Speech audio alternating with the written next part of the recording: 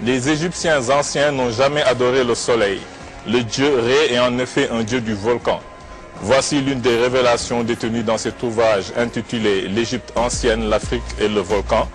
Pour nous en parler, nous recevons ce soir son auteur, le chercheur Ousseynou Ndiaye.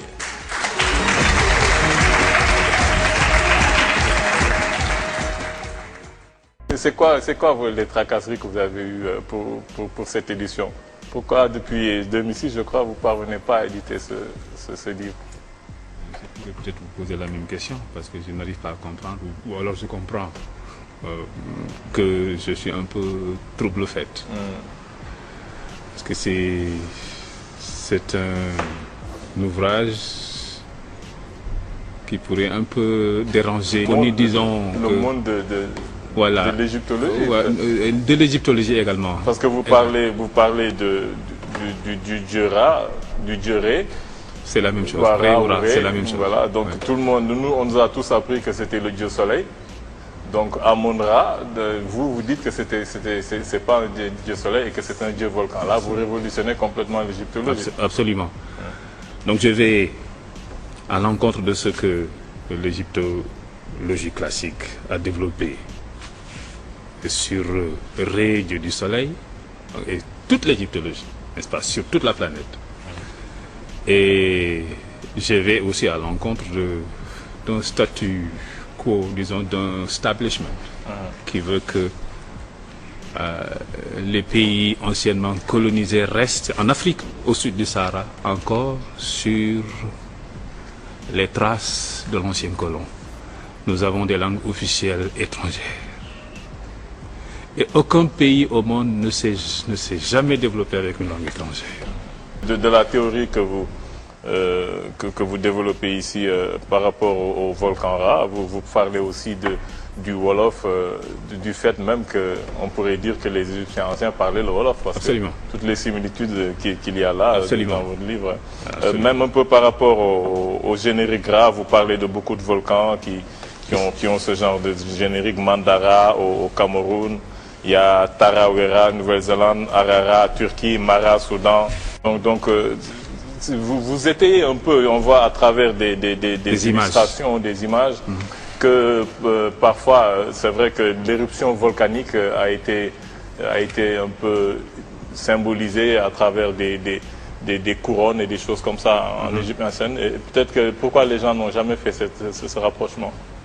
Donc c'est la recherche est ainsi faite, c'est-à-dire que vous découvrez une chose que vous considérez comme vraie, que vous enseignez, qui sont des choses qui sont dans les livres, qu'on enseigne, n'est-ce pas, dans les écoles, des choses qui sont fausses, et vous vous trompez de bonne foi, parce que c'est par rapport à votre culture que vous analysez, n'est-ce pas, l'histoire d'autrui.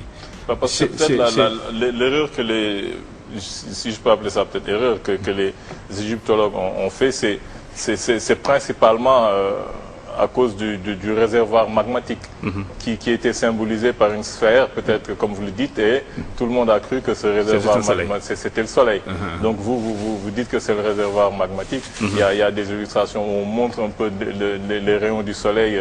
On a l'impression que ce sont des rayons qui vont de haut en bas. Vous dites que ce n'était pas les rayons et que c'était des coulées de lave. Absolument. Bon. Pour commencer, les gens peuvent se tromper de bonne foi. Mais parfois alors, c'est par rapport à leur culture, à leur climat, parfois qu'ils se trompent. Mais parfois c'est délibéré. Je vais vous lire deux définitions d'un animal qui n'existe que chez nous. Et malheureusement, moi je ne sais pas le dire dans ma langue. Et je suis sûr que parmi les gens qui sont ici, cet animal n'est qu'africain, le zèbre. Qu'est-ce qu'il sait comment on dit zèbre dans sa langue? Et il n'est qu'africain. Il ne vit pas ailleurs qu'en Afrique. Vous avez perdu. Alors que votre ancêtre, n'est-ce pas, croisait le zèbre peut-être plusieurs fois quand il sortait pour aller au champ. Voilà ce que dit le dictionnaire Larousse à propos du zèbre. C'est de façon délibérée. mammifère ongulé d'Afrique voisin du cheval. Le dictionnaire universel, toujours français, dit mammifère africain proche du cheval. Il n'y a rien de plus faux. Le zèbre ne ressemble pas au cheval, il ressemble à l'âne. À l'âne. Et quand on parle du zèbre, on parle de jument pour la femelle, on parle de poulain pour le jeune. Et c'est complètement délibéré. Ce n'est pas. Morphologiquement, le zèbre est un âne. Il brille. Peut-être un peu plus faiblement que l'âne domestique, mais c'est un âne. Donc ici, n'est-ce pas, l'erreur est tout à fait délibérée. Et quand nous lisons ça, nous disons que n'est-ce pas, c'est vérité d'évangile, et nous acceptons, encaissons sans réfléchir. C'est un âne. Et en Wolof, il y a un mot, Oui, il y a un mot. Fallou, zèbre, baralé. Et merci. Et le Coran, n'est-ce pas, nous départage. Parce que dans le Coran, dans la sourate Al-Mudaththir, en parlant des proies du lion, le Dieu dit, à propos n'est-ce pas, des infidèles qui fuient comme le zèbre devant le lion. Il dit farrat min qaswara, farrat ka'annahum humrun mustanfira, farrat min qaswara. Merci. Donc humrun. Nous avons un chroniqueur qui est Hafizul Quran, donc ça aide. C'est bon ça. Merci. Merci monsieur. Donc ça fait humr. Humr c'est de la même famille que himar. Donc c'est l'âne. Dieu ne peut pas se tromper. Donc il nous dit que c'est un âne. Voilà. Donc en tout cas un animal proche de l'âne. C'est pas un cheval. Bon, pour ce qui est de ré, mais on ne peut pas imaginer en Afrique les gens adorer le soleil parce que c'est un pays où il fait extrêmement chaud. On ne peut pas adorer quelque chose qui est banal. Le soleil n'est pas invisible pratiquement 365 jours sur 365. Donc il est accablant, il est oppressant. Donc la chaleur, donc, dans l'esprit de l'Africain, est une valeur négative. Tandis que, n'est-ce pas, le froid est une valeur positive. En français, traduisez, mesdames, messieurs, ça fait chaud au cœur. Ça fait chaud au cœur. C'est de l'Europe. Il dit chaud, moi je cède. Ça fait chaud au cœur, moi je cède. Xam nga li ñuy wax benn la waaye ni ñu koy waxee dafa waroo. C'est le contraire. C'est le contraire. bu tàngal sama xol. bu tàngal sama xol. Fii, ici, Marguerite Divin, elle est française. Elle a écrit Contes et légendes de l'Égypte ancienne. Elle a traduit les concepts littéralement sans chercher, n'est-ce pas, à le traduire dans l'esprit européen. Elle dit: le cœur de sa majesté se rafraîchira. Donc elle a traduit, n'est-ce pas, exactement comme les Égyptiens disaient. Et ça fait, et sur un intervalle de plusieurs milliers d'années. Elle dit: j'ai assemblé mes amis pour qu'on me trouvât une distraction, quelque chose qui me rafraîchisse le cœur. Et c'est une Française.